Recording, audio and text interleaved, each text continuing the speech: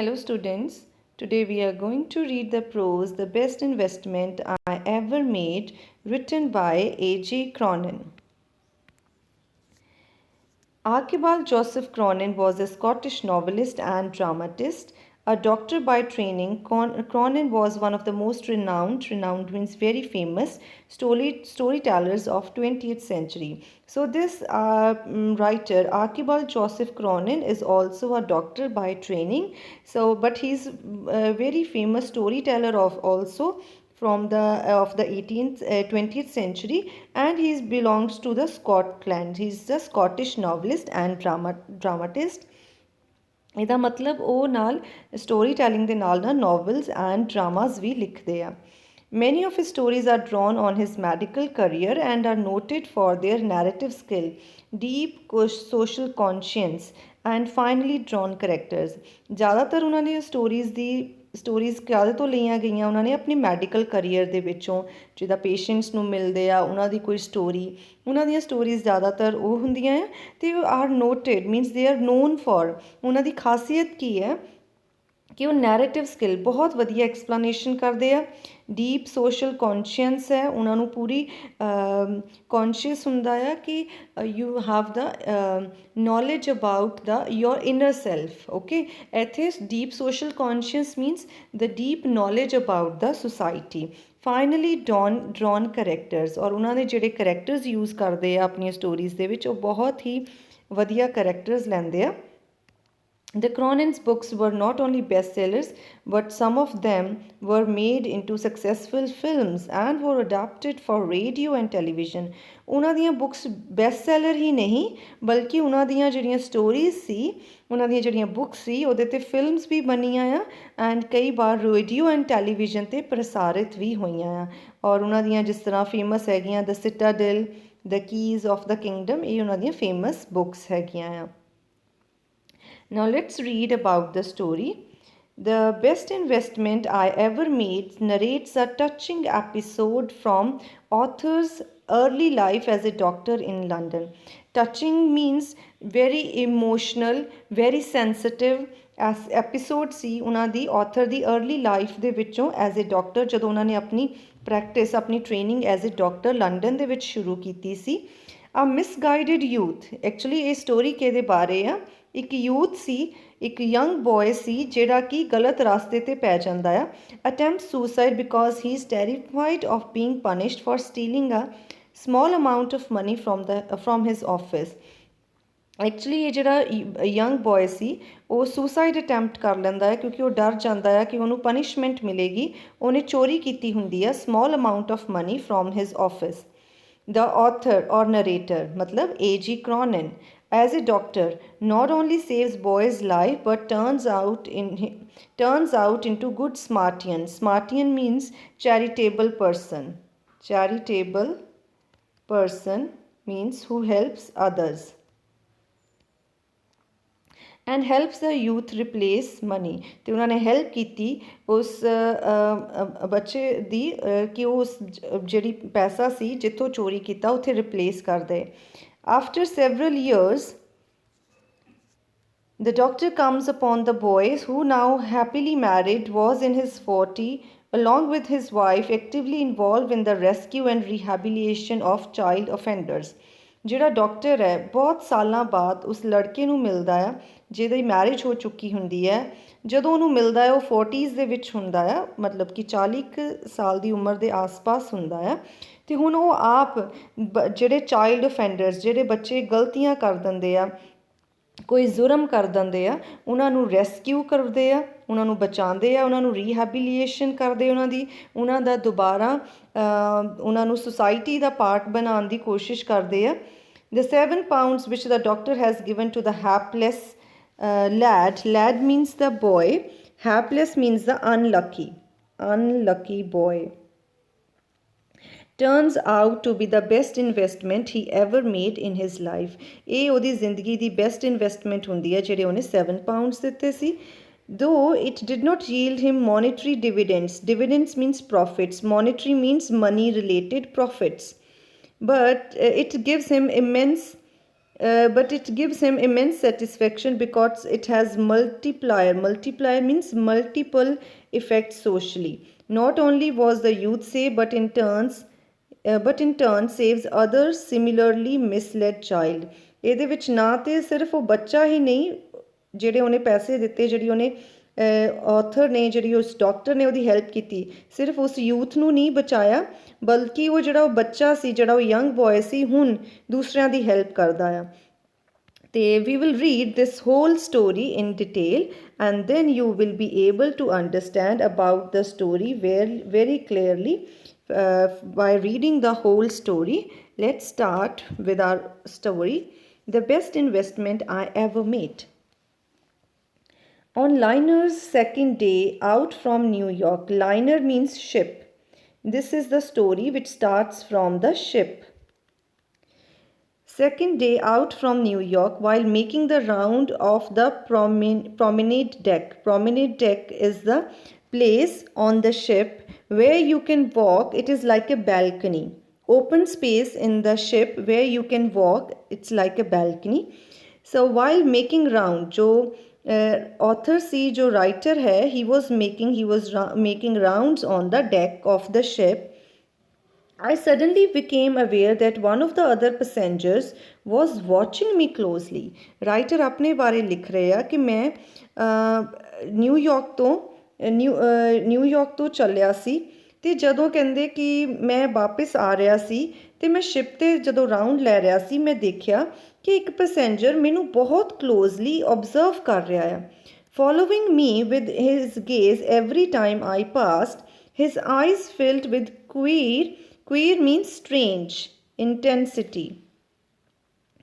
ਸੋ ਉਹ ਕਹਿ ਰਹੇ ਕਿ ਮੈਂ ਦੇਖਿਆ ਕਿ ਇੱਕ ਜੋ ਪੈਸੇਂਜਰ ਸੀ ਸ਼ਿਪ ਦੇ ਉੱਤੇ, ਉਹ ਮੈਨੂੰ ਬਹੁਤ ਕਲੋਜ਼ਲੀ ਦੇਖ ਰਿਹਾ ਸੀ। ਮੈਂ ਜਿਸ ਤਰਫ ਵੀ ਜਾ ਰਿਹਾ ਸੀ, ਉਹਦੀ ਗੇਜ਼, ਉਹਦੀ ਨਜ਼ਰ ਉਸੇ ਟਾਈਮ ਐਵਰੀ ਟਾਈਮ ਉਸੇ ਤਰਫ ਪਾਸ ਹੋ ਜਾਂਦੀ ਸੀ ਅਤੇ ਉਹਦੀਆਂ ਅੱਖਾਂ ਦੇ ਵਿੱਚ ਇੱਕ ਕੁਈਰ, ਇੱਕ ਸਟਰੇਂਜ ਜਿਹੀ intensity C, light C. Intensity means the light. I had crossed the Atlantic many times. Atlantic here refers to the ocean. ਜਿਹਦੇ ਵਿੱਚ ਉਹ ਜਿਹਨੂੰ ਪਾਸ ਕਰਕੇ ਸ਼ਿਪ ਦੇ ਵਿੱਚ ਆ ਰਹੇ ਸੀ। ਕਹਿੰਦੇ ਇਸ ਐਟਲੈਂਟਿਕ ਨੂੰ ਮੈਂ, ਐਟਲੈਂਟਿਕ ਓਸ਼ੀਅਨ ਨੂੰ ਬਹੁਤ ਵਾਰ ਪਾਸ ਕੀਤਾ, ਬਹੁਤ ਵਾਰ ਇਹਦੇ ਤੋਂ ਮੈਂ ਗੁਜ਼ਰਿਆ।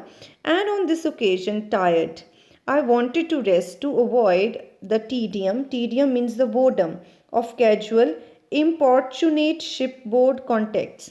ਕਹਿੰਦੇ ਮੈਂ ਬਹੁਤ ਵਾਰ ਆਉਂਦਾ ਜਾਂਦਾ ਰਹਿੰਦਾ ਆ ਇਸ ਓਸ਼ੀਅਨ ਦੇ ਉੱਤੇ, ਅਤੇ ਇਸ ਓਕੇਜ਼ਨ 'ਤੇ ਹੁਣ ਮੈਂ ਥੱਕਿਆ ਹੋਇਆ ਸੀ, ਇਸ ਲਈ ਮੈਂ ਰੈਸਟ ਕਰਨਾ ਚਾਹੁੰਦਾ ਸੀ, ਇਸ ਲਈ ਮੈਂ ਅਵੋਇਡ ਕਰ ਰਿਹਾ ਸੀਗਾ tedium means boredom of casual importunate means the stubborn, ਜਾਂ ਆਪਾਂ ਕਹਿ ਸਕਦੇ ਹਾਂ greedily demanding।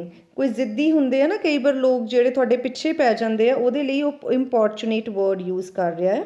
ਕਹਿੰਦੇ ਇਸ ਲਈ ਮੈਂ ਚਾਹੁੰਦਾ ਸੀ ਸ਼ਿਪਬੋਰਡ ਮੀਨਸ ਔਨ ਦ ਸ਼ਿਪ, ਮੈਂ ਕਿਸੇ ਨਾਲ ਕੋਈ ਕੰਟੈਕਟ ਨਾ ਬਣਾਵਾਂ, ਕਿਉਂਕਿ ਜਦੋਂ ਤੁਸੀਂ ਕਿਸੇ ਦੇ ਨਾਲ ਸ਼ਿਪ ਦੇ ਉੱਤੇ, ਕਿਉਂਕਿ ਸ਼ਿਪ ਦੇ ਟਰੈਵਲਿੰਗ ਨੂੰ ਟਾਈਮ ਲੱਗਦਾ, ਕਈ ਵਾਰ ਹਫ਼ਤਾ ਵੀ ਲੱਗ ਜਾਂਦਾ ਹੈ। ਜਦੋਂ ਕਿਸੇ ਨੂੰ ਅਸੀਂ ਸ਼ਿਪ 'ਤੇ ਫਰੈਂਡ ਬਣਾ ਲੈਂਦੇ ਹਾਂ, ਕਹਿੰਦੇ ਮੈਂ ਤਾਂ ਕਾਫੀ ਵਾਰ ਟਰੈਵਲ ਕਰਦਾ ਹੀ ਰਹਿੰਦਾ ਸੀ, ਇੱਦਾਂ ਜਦੋਂ ਸ਼ਿਪ 'ਤੇ ਕੰਟੈਕਟਸ ਬਣਾ ਲੈਂਦੇ ਹਾਂ ਤਾਂ ਲੋਕ ਜਿਹੜੇ ਆ ਫਿਰ ਬੋਰ ਕਰਨ ਲੱਗ ਜਾਂਦੇ ਆ, ਕਈ ਵਾਰ ਜ਼ਿੱਦੀ ਹੁੰਦੇ ਆ ਅਤੇ ਤੁਹਾਡੇ ਪਿੱਛੇ ਹੀ ਪੈ ਜਾਂਦੇ ਆ। I gave no sign of having noticed that man. ਅਤੇ ਕਹਿੰਦੇ ਮੈਂ ਇਹ ਕੋਈ ਸਾਈਨ ਨਹੀਂ ਦਿੱਤਾ ਕਿ ਮੈਂ ਉਹਨੂੰ ਨੋਟਿਸ ਕਰ ਲਿਆ ਆ। Yet there was nothing importunate about him. But ਕਹਿੰਦੇ ਕਿ ਮੈਨੂੰ ਲੱਗ ਰਿਹਾ ਸੀ, ਬਟ ਇਸ ਤਰ੍ਹਾਂ ਦੀ ਕੋਈ ਵੀ ਗੱਲ ਨਹੀਂ ਸੀ ਉਹਦੇ ਬਾਰੇ। ਹੀ ਵਾਜ਼ ਨਾਟ ਇੰਪੋਰਚੂਨੇਟ, ਹੀ ਵਾਜ਼ ਨਾਟ ਗਰੀਡੀ, ਹੀ ਵਾਜ਼ ਨਾਟ ਸਟਬਨ, ਜ਼ਿੱਦੀ ਜਾਂ ਕੋਈ ਲਾਲਚੀ ਬੰਦਾ ਨਹੀਂ ਸੀ ਲੱਗ ਰਿਹਾ। ਔਨ ਦ ਕੰਟਰੇਰੀ, ਉਹ ਤਾਂ ਸਗੋਂ on the opposite, he seemed affected by a troubled, rather touching diffidence. Diffidence means the shyness. But ਕਹਿੰਦੇ ਉਹ ਤਾਂ ਮੈਨੂੰ ਇਸ ਤਰ੍ਹਾਂ ਦਾ ਬਿਲਕੁਲ ਵੀ ਗਰੀਡੀ ਨਹੀਂ ਲੱਗ ਰਿਹਾ ਸੀ, ਉਹ ਤਾਂ ਆਪੋਜ਼ਿਟ ਸਗੋਂ ਆਪ affected by a troubled, rather touching means emotionally shyness ਉਹਦੇ ਵਿੱਚ ਤਾਂ ਸਗੋਂ ਕਹਿੰਦੇ ਬਹੁਤ ਝਿਜਕ ਸੀਗੀ, ਬਹੁਤ ਸ਼ਾਈਨੈਸ ਸੀਗੀ, ਸਗੋਂ ਉਹ ਆਪ ਟਰਬਲਡ ਫੀਲ ਮੈਨੂੰ ਲੱਗ ਰਿਹਾ ਸੀਗਾ ਕਿ ਉਹ ਆਪ ਥੋੜ੍ਹਾ ਜਿਹਾ ਮੁਸ਼ਕਿਲ ਦੇ ਵਿੱਚ ਹੈ ਕਿ ਮੈਂ ਕਿਸ ਤਰ੍ਹਾਂ ਗੱਲ ਕਰਾਂ ਕਿ ਨਾ ਕਰਾਂ, ਇਸ ਝਿਜਕ ਦੇ ਵਿੱਚ ਉਹ ਕਹਿੰਦੇ ਮੈਨੂੰ ਲੱਗ ਰਿਹਾ ਸੀ। He was in his early 40s as I judged out of the corner of my eye। ਤੇ ਉਹਨੂੰ ਬਿਲਕੁਲ ਸਾਹਮਣਿਓਂ ਨਹੀਂ ਸੀ ਦੇਖ ਰਹੇ ਰਾਈਟਰ, ਆਪਣੀ ਨਾ ਤਿੱਖੀ ਨਜ਼ਰ ਨਾਲ ਦੇਖ ਰਹੇ ਸੀ, ਸਾਈਡ ਤੋਂ ਦੇਖ ਰਹੇ ਸੀਗੇ, ਕਾਰਨਰ ਆਫ ਆਈ ਤੋਂ ਦੇਖ ਰਹੇ ਸੀਗੇ। ਤੇ ਕਹਿੰਦੇ ਮੈਂ ਜੋ ਜੱਜ ਕੀਤਾ ਉਹ ਤੋਂ ਮੈਨੂੰ ਇਹੀ ਲੱਗਾ ਕਿ ਉਹ 40 ਸਾਲ ਦਾ ਇੱਕ ਇਨਸਾਨ ਹੈ। Rather short in build with fair complexion, a good forehead from which his thin hair had begun to recede। ਕਹਿੰਦੇ ਮੈਨੂੰ ਕੀ ਲੱਗਾ ਕਿ ਉਹ 40 ਸਾਲ ਦਾ ਇੱਕ 40 ਸਾਲ ਦਾ ਪਰਸਨ ਹੈ, ਸ਼ਾਰਟ ਇਨ ਬਿਲਡ, ਉਹਦੀ ਕੋਈ ਬੋਡੀ ਮਤਲਬ ਹਾਈਟ ਅੱਛੀ ਨਹੀਂ ਸੀ, short in build with fair complexion, ਉਹਦਾ ਫੇਸ ਦਾ ਜੋ ਕੰਪਲੈਕਸ਼ਨ ਸੀ ਉਹ ਫੇਅਰ ਸੀ। ਗੁੱਡ ਫੋਰਹੈਡ, ਉਹਦਾ ਜਿਹੜਾ ਮੱਥਾ ਸੀ ਕਾਫੀ ਬੜਾ ਸੀ। from which thin hair began to recede, ਜਿਸ ਤਰ੍ਹਾਂ 40-50s ਦੇ ਵਿੱਚ ਆ ਕੇ ਬਾਲ ਝੜਨੇ ਅੱਗਿਓਂ ਸ਼ੁਰੂ ਹੋ ਜਾਂਦੇ ਆ, ਮੱਥੇ ਦੇ ਅਗਲੇ ਬਾਲ, ਇਸ ਤਰ੍ਹਾਂ ਕਹਿੰਦੇ ਉਹਦਾ ਮੱਥਾ ਕਾਫੀ ਵੱਡਾ ਸੀ ਤੇ ਉਹਦੇ ਜਿਹੜੇ ਛੋਟੇ ਪਤਲੇ ਬਾਲ ਸੀਗੇ ਹੁਣ ਝੜਨੇ। ਰਸੀਡ ਮਤਲਬ ਵੈਸੇ ਹੁੰਦਾ ਆ ਟੂ ਵਿਡਰੋ, ਮਤਲਬ ਕਿ ਪਿੱਛੇ ਜਾਣੇ ਸ਼ੁਰੂ ਹੋ ਗਏ ਸੀ। ਐਂਡ ਉਹਦੀਆਂ ਜੋ ਆਈਜ਼ ਸੀ it was clear blue colour eyes ਸੀਗੀਆਂ ਉਹਦੀਆਂ। His dark suit, sober tie, rimless spectacles gave evidence of serious and reserved disposition। Disposition means the quality ਜਾਂ ਕਿਸੇ ਦਾ ਮੂਡ ਦੀ ਆਪਾਂ ਜਦੋਂ ਗੱਲ ਕਰਦੇ ਹਾਂ। ਸੋ ਉਹਨੇ ਜੋ ਕਹਿੰਦੇ ਡਾਰਕ ਕਲਰ ਦਾ ਸੂਟ ਪਾਇਆ ਸੀ, ਬਹੁਤ ਸੋਬਰ ਟਾਈ ਲਗਾਈ ਹੋਈ ਸੀ, ਜੋ ਉਹਦੀਆਂ ਸਪੈਕਸ ਸੀਗੀਆਂ, ਸਪੈਕਟੀਕਲ ਸੀਗੀਆਂ, ਉਹ ਰਿਮਲੈਸ ਸੀ। ਰਿਮਲੈਸ ਮਤਲਬ ਵਿਦਾਊਟ ਐਜਿਸ, ਜਿਸ ਤਰ੍ਹਾਂ ਸਿਰਫ ਗਲਾਸ ਹੁੰਦਾ ਹੈ ਨਾ, ਸਪੈਕਟੀਕਲ ਸੀ। ਉਸ ਤੋਂ ਕਹਿੰਦੇ ਇਹੀ ਐਵੀਡੈਂਸ, ਇਹੀ ਪ੍ਰੂਫ ਮਿਲ ਰਿਹਾ ਸੀ ਕਿ ਜੋ ਹੈ ਪਰਸਨ ਹੈ ਕਾਫੀ ਸੀਰੀਅਸ ਨੇਚਰ ਦਾ ਆ ਐਂਡ ਰਿਜ਼ਰਵਡ ਨੇਚਰ ਦਾ ਹੈ। Serious and reserved disposition means nature ਔਰ ਕੁਆਲਿਟੀ ਦਾ ਆ, ਇਹ ਜ਼ਿਆਦਾ ਘੁਲਣਾ ਮਿਲਣਾ ਪਸੰਦ ਨਹੀਂ ਕਰਦਾ। At this point the bugle sounded for dinner and I went below। ਕਹਿੰਦੇ ਮੈਂ ਉਹਨੂੰ ਹਜੇ ਜੱਜ ਹੀ ਕੀਤਾ ਸੀ ਥੋੜ੍ਹਾ ਬਹੁਤ, ਇੰਨੇ ਨੂੰ ਬੈਲ ਵੱਜ ਗਈ, ਮਤਲਬ ਸ਼ਿਪ ਦੇ ਵਿੱਚ may be at dinner time bugle ਇੱਕ ਬੈਲ ਵੱਜਦੀ ਹੈ, ਜੇ ਤੋਂ ਪਤਾ ਚੱਲ ਜਾਂਦਾ ਹੈ ਕਿ dinner is ready and everybody can go for dinner. ਅਤੇ ਇਸ ਲਈ ਕਹਿੰਦੇ ਮੈਂ ਉਸ ਡੈਕ ਤੋਂ, ਉਸ ਬੈਲਕਨੀ ਤੋਂ, ਕਿਉਂਕਿ ਉੱਥੇ ਉਹ ਰਾਊਂਡ ਲੈ ਰਹੇ ਸੀ, ਘੁੰਮ ਰਹੇ ਸੀ, ਤਾਂ ਉਹ ਨੀਚੇ ਆ ਗਏ। On the following forenoon, forenoon means before noon, not actually morning but not early morning, ਥੋੜਾ ਨੂਨ ਤੋਂ ਦੁਪਹਿਰ ਤੋਂ ਥੋੜਾ ਜਿਹਾ ਪਹਿਲਾਂ।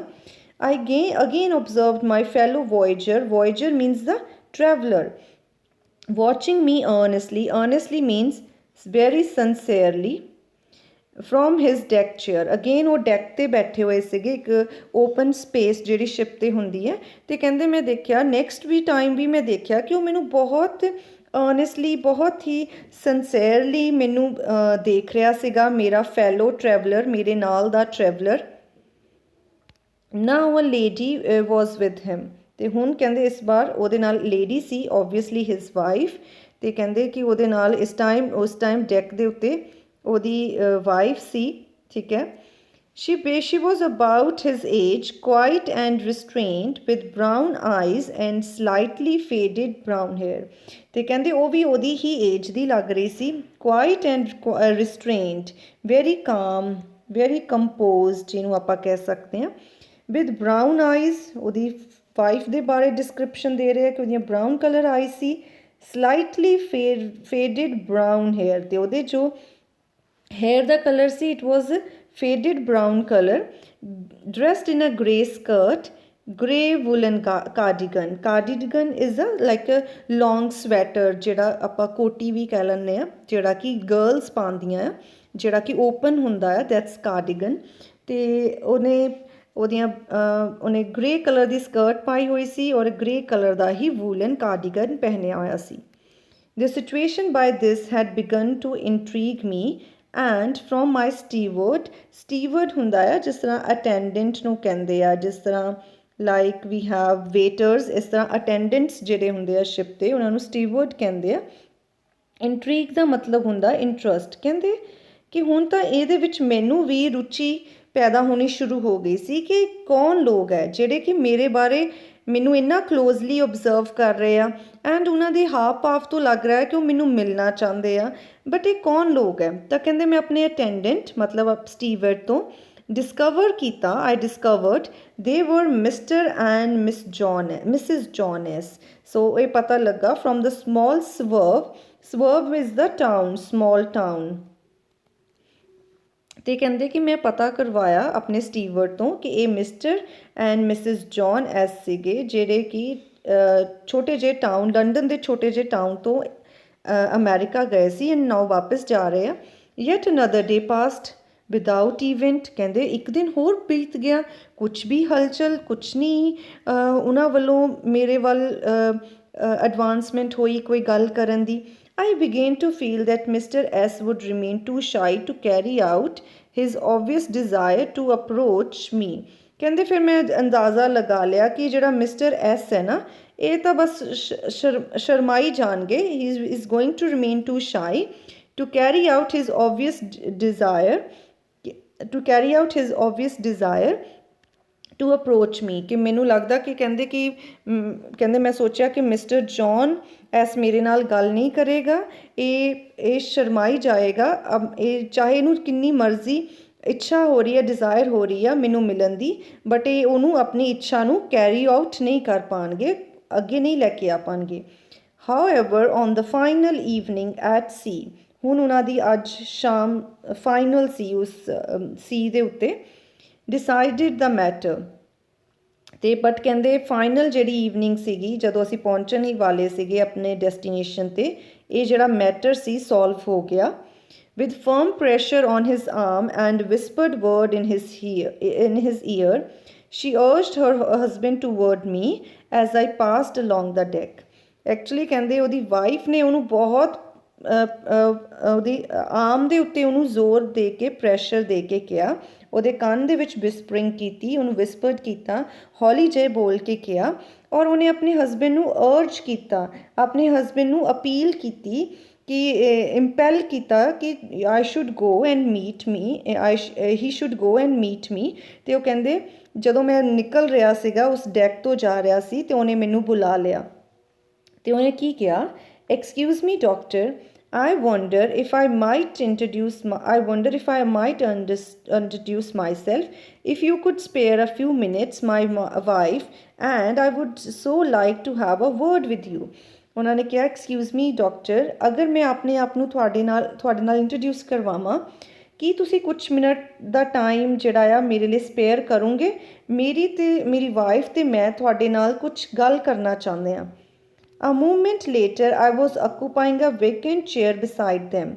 कहते थोड़े ही मिनट बाद उन्होंने जिथे वो बैठे से उन्होंने कोल vacant means the empty chair सी खाली चेयर सी ते कहते मैं उत्थे उन्होंने कोल बैठ गया haltingly मीनस रुक के बोलना stoppingly मीनस रुक के बोलना that's haltingly He told me that this had been their first visit to America. उन्होंने कहते वो बहुत शर्मा रहा सी रुक के बोल रहा सी ते उन्हें मैनू दसिया कि मेरी फर्स्ट विजिट है America the it was not entirely holiday trip उन्हें कहा कि ये मेरा कोई हॉलीडे ट्रिप नहीं सी अपनी वाइफ दे नाल they had been making a tour of New England states inspecting New England एक जगह का नाम है अमेरिका दे विच उन्होंने न्यू इंग्लैंड स्टेट्स भी कहते हैं inspecting many of the summer camps for young people there. Afterward, they had visited settlement houses in New York and other cities. ਉਹ ਕਹਿੰਦੇ ਸਾਡਾ ਕੋਈ holiday trip ਨਹੀਂ ਸੀ ਉਹ ਐਕਚੁਅਲੀ ਅਮਰੀਕਾ ਦੇ ਵਿੱਚ ਨਿਊ ਇੰਗਲੈਂਡ ਸਟੇਟਸ ਦਾ ਟੂਰ ਕਰਨ ਗਏ ਸੀ ਉੱਥੇ ਕਾਫੀ ਸਾਰੇ ਸਮਰ ਕੈਂਪ ਲੱਗੇ ਹੋਏ ਆ ਫॉर द ਯੰਗ ਪੀਪਲ ਜਿਹੜੇ ਯੂਥ ਹੈ ਉਹਨਾਂ ਨੂੰ ਜਿਸ ਤਰ੍ਹਾਂ ਬੁਰਾਈਆਂ ਤੋਂ ਦੂਰ ਰੱਖਣ ਦੇ ਲਈ ਨਸ਼ਿਆਂ ਤੋਂ ਦੂਰ ਰੱਖਣ ਲਈ ਜਾਂ ਹੋਰ ਬੁਰਾਈਆਂ ਤੋਂ ਦੂਰ ਰੱਖਣ ਦੇ ਲਈ ਸਮਰ ਕੈਂਪਸ ਲਗਾਏ ਜਾਂਦੇ ਅਸੀਂ ਕਹਿੰਦੇ ਉਹਨੂੰ ਇੰਸਪੈਕਟ ਕਰਨ ਗਏ ਸੀ ਐਂਡ ਉਸ ਤੋਂ ਬਾਅਦ ਅਸੀਂ ਕਹਿੰਦੇ ਸੈਟਲਮੈਂਟ ਹਾਊਸਿਸ ਦੇ ਵਿੱਚ ਗਏ ਜਿਹੜਾ ਨਿਊਯਾਰਕ ਜਾਂ ਹੋਰ ਸਿਟੀਜ਼ ਦੇ ਵਿੱਚ ਹੈ ਸੈਟਲਮੈਂਟ ਹਾਊਸਿਸ ਮਤਲਬ ਜਿੱਥੇ ਵੀ ਕੈਨ ਸੇ ਜਿਸ ਤਰ੍ਹਾਂ ਯੂਥ ਨੂੰ ਰੱਖਿਆ ਜਾਂਦਾ ਆ ਜਾਂ ਹੋਰ ਲੋਕ ਜਿਹੜੇ ਕੋਈ ਗਲਤੀ ਕਰ ਦਿੰਦੇ ਆ ਜਾਂ ਜਿਸ ਤਰ੍ਹਾਂ ਵੀ ਮਤਲਬ ਓਫੈਂਡਰਸ ਵਗੈਰਾ ਨੂੰ ਰੱਖਿਆ ਜਾਂਦਾ ਹੋਏਗਾ। ਸੋ ਕਹਿੰਦੇ ਅਸੀਂ ਉੱਥੇ ਵੀ ਜਾ ਕੇ ਆਏ ਹਾਂ। There was in his voice and manner, indeed in his whole personality, a genuine enthusiasm which was disarming। ਕਹਿੰਦੇ ਉਹਦੀ ਆਵਾਜ਼ ਦੇ ਵਿੱਚ, ਉਹਦੇ ਹਰ ਤਰੀਕੇ ਦੇ ਵਿੱਚ, ਹਰ ਮੈਨਰ ਦੇ ਵਿੱਚ, ਹਰ ਬਿਹੇਵੀਅਰ ਦੇ ਵਿੱਚ, indeed overall ਕਹਿੰਦੇ ਉਹਦੀ whole personality ਦੇ ਵਿੱਚ, indeed means really in his whole personality, there was a real, genuine means the real enthusiasm means the excitement, which was disarming means very charming about him। I found myself liking him instinctively means innately, ਪੂਰੇ ਮਨ ਤੋਂ। questioning him further ਕਹਿੰਦੇ ਉਹ ਜਿਸ ਤਰ੍ਹਾਂ ਮੈਨੂੰ ਆਪਣੇ ਬਾਰੇ ਦੱਸ ਰਿਹਾ ਸੀ, ਜਿਸ ਤਰੀਕੇ ਨਾਲ ਉਹ ਬੋਲ ਰਿਹਾ ਸੀ, ਮੈਨੂੰ ਬਹੁਤ ਜੈਨੂਇਨ ਲੱਗਾ ਉਹਦੀ ਪਰਸਨੈਲਿਟੀ, ਅਤੇ ਮੈਨੂੰ ਉਹ ਇੱਕਦਮ ਬਹੁਤ ਅੱਛਾ ਇਨਸਾਨ ਲੱਗਣ ਲੱਗ ਗਿਆ, ਅਤੇ ਮੈਂ ਮਨ ਹੀ ਮਨ ਉਹਨੂੰ ਬਹੁਤ ਪਸੰਦ ਕਰਨ ਲੱਗ ਗਿਆ। questioning him further ਕਹਿੰਦੇ ਉਹਨੂੰ ਮੈਂ ਹੋਰ ਕੁਐਸਚਨ ਪੁੱਛੇ। I learned that he and his wife had been active for 15 years in the field of youth welfare। ਕਹਿੰਦੇ ਉਹਨਾਂ ਨੂੰ ਮੈਂ ਹੋਰ ਕੁਐਸਚਨਸ ਪੁੱਛੇ ਤਾਂ ਉਹ ਤੋਂ ਮੈਨੂੰ ਪਤਾ ਲੱਗਾ ਕਿ ਉਹ ਅਤੇ ਉਹਦੀ ਵਾਈਫ ਪਿਛਲੇ 15 ਸਾਲ ਤੋਂ ਯੂਥ ਵੈਲਫੇਅਰ ਦੇ ਕੰਮ ਕਰ ਰਹੇ ਆ, ਇਸੇ ਫੀਲਡ ਦੇ ਵਿੱਚ ਐਕਟਿਵ ਆ। He was by profession a solicitor। Solicitor means lawyer। But in addition found time to act as a director of an organization devoted to the care of boys and girls, mostly from city slums, who had fallen under the ban of the law। ਕਹਿੰਦੇ ਕਿ bye profession ਤੇ ਉਹ lawyer ਸੀ, ਲੇਕਿਨ ਇਸ ਤੋਂ ਇਲਾਵਾ ਉਹਨੇ time ਨਿਕਾਲਿਆ ਕਿ ਉਹ ਇੱਕ ਉਹਨੇ ਔਰਗੇਨਾਈਜੇਸ਼ਨ ਚਲਾ ਰਿਹਾ ਸੀ, ਉਹਦਾ ਡਾਇਰੈਕਟਰ ਸੀ। ਇਹ ਔਰਗੇਨਾਈਜੇਸ਼ਨ ਕੀ ਕਰਦੀ ਸੀ, ਜਿਹੜੇ ਬॉयਜ਼ ਐਂਡ ਗਰਲਜ਼ ਹੈ ਨਾ, ਉਹਨਾਂ ਦੀ ਕੇਅਰ ਦੇ ਵਿੱਚ ਪੂਰੀ ਤਰ੍ਹਾਂ ਸਮਰਪਿਤ ਸੀ, ਡਿਵੋਟਿਡ ਸੀ। ਅਤੇ ਉਹਦੇ ਵਿੱਚ ਬॉयਜ਼ ਐਂਡ ਗਰਲਜ਼ ਵੀ ਕਿਹੜੇ ਹੁੰਦੇ ਸੀ, ਸਲਮਸ ਤੋਂ, ਸਿਟੀ ਸਲਮਸ, ਜਿਹੜੇ ਕਿ ਚੌਂਪੜੀਆਂ ਵਗੈਰਾ ਦੇ ਵਿੱਚ ਰਹਿੰਦੇ ਆ ਨਾ ਬੱਚੇ, ਉਹਨਾਂ ਦੀ ਉਹ ਹੈਲਪ ਕਰਦੇ ਸੀ। Who had fallen under the ban of the law, ਜਿਨ੍ਹਾਂ ਨੂੰ ਲਾਅ ਦੇ ਵੱਲੋਂ ਕੁਛ ਨਾ ਕੁਛ ਬੈਨ ਜਾਂ ਪਨਿਸ਼ਮੈਂਟ ਮਿਲੀ ਹੋਈ ਹੈ। As he spoke with real feeling, I got a vivid picture of the work those people were doing, how they took derelict means neglected, adolescents means the young people, from the juvenile is the young person। ਇਹਦਾ ਜਿਹੜੀਆਂ young person courts ਹੁੰਦੀਆਂ ਉਹਨਾਂ ਨੂੰ ਯੂਵੇਨਾਈਲ courts ਕਹਿ ਦਿੰਦੇ ਆ, ਜਿਹੜੀਆਂ ਕਿ ਯੰਗ ਪਰਸਨ ਦੇ ਲਈ ਕੋਰਟਸ ਹੁੰਦੀਆਂ, ਜਿਹੜੇ 18 ਸਾਲ ਤੋਂ ਘੱਟ ਹੁੰਦੇ ਆ ਬਟ ਕੋਈ ਨਾ ਕੋਈ ਕ੍ਰਾਈਮ ਕਰ ਦਿੰਦੇ ਆ, ਉਹਨਾਂ ਲਈ ਸਪੈਸ਼ਲ ਕੋਰਟਸ ਹੁੰਦੀਆਂ, ਉਹਨਾਂ ਨੂੰ ਜੁਵੇਨਾਈਲ ਕੋਰਟਸ ਕਹਿੰਦੇ ਆ। And placing them in healthy environment, heal them in mind and body, and send them back into the world, trained in a useful craft and fit to take their place as a worthy members of community।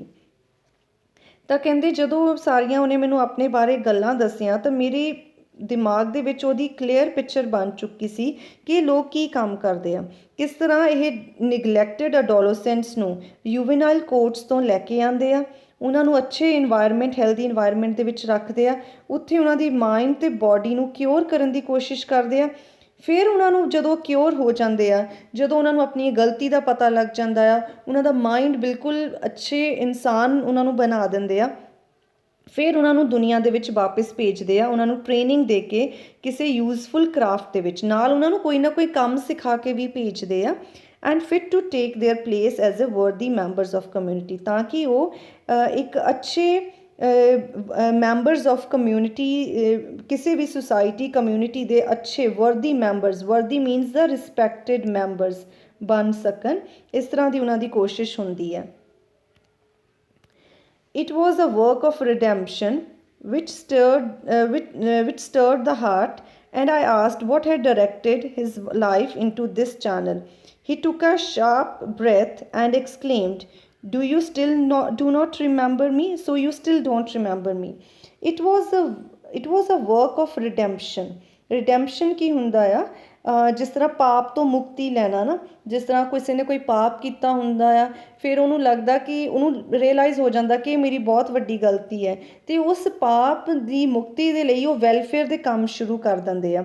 Which ਸਟਰਡ means moved my heart. ਕਹਿੰਦੇ ਉਹਦਾ ਤਾਂ ਜਿਹੜਾ ਕੰਮ ਸੀਗਾ ਇਸ ਤਰ੍ਹਾਂ ਲੱਗ ਰਿਹਾ ਸੀਗਾ ਕਿ ਜਿਸ ਤਰ੍ਹਾਂ ਰਿਡੈਂਪਸ਼ਨ ਹੋਵੇ, ਆਪਣਾ ਜਾਂ ਆਪਦਾ ਇੱਕ ਪਛਤਾਵੇ ਦੇ ਵਜੋਂ ਇੱਕ ਸਾਰਾ ਵੈਲਫੇਅਰ ਦਾ ਕੰਮ ਸ਼ੁਰੂ ਕੀਤਾ ਹੋਵੇ। ਇਸ ਚੀਜ਼ ਨੇ ਕਹਿੰਦੇ ਮੇਰੇ ਦਿਲ ਨੂੰ ਬਹੁਤ ਛੂਹਿਆ। And I asked what directed his life into this channel means course। ਕਹਿੰਦੇ ਮੈਂ ਉਹਨੂੰ ਫਿਰ ਪੁੱਛਿਆ ਕਿ ਤੈਨੂੰ ਕਿਸ ਤੋਂ ਇੰਸਪੀਰੇਸ਼ਨ ਮਿਲੀ, ਤੂੰ ਇਹ ਕੰਮ ਇੰਨੇ ਕਰਨੇ ਸ਼ੁਰੂ ਕੀਤੇ, ਯੂਥ ਵੈਲਫੇਅਰ ਦੇ ਇੰਨੇ ਕੰਮ ਤੂੰ ਕਰ ਰਿਹਾ ਆ, ਤੈਨੂੰ ਕਿੱਥੋਂ ਸਾਰੀ ਇੰਸਪੀਰੇਸ਼ਨ ਮਿਲੀ। ਤਾਂ ਉਹਨੇ ਕਹਿੰਦੇ ਇੱਕ ਵੱਡਾ ਸ਼ਾਰਪ ਬ੍ਰੈਥ, ਇੱਕ ਬਹੁਤ ਵੱਡਾ ਹੌਂਕਾ ਸਾਹ ਲਿਆ ਅਤੇ ਐਕਸਕਲੇਮਡ ਕੀਤਾ ਅਤੇ ਕੀ ਕਿਹਾ, ਯੂ ਸਟਿਲ ਡੋਂਟ ਰਿਮੈਂਬਰ ਮੀ, ਕਿ ਤੁਸੀਂ ਮੈਨੂੰ ਮਤਲਬ ਹਜੇ ਤੱਕ ਵੀ ਨਹੀਂ ਪਹਿਚਾਨਿਆ। I shook my head to the best of my belief. I had never in my life seen him before।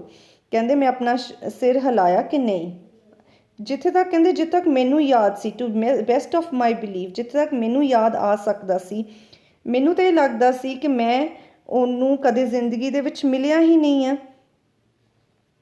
So that's all for today. Rest we will read in the next video. So till now we have read that the writer was coming back from America on ship, and there he met Mr. John and Mrs. John।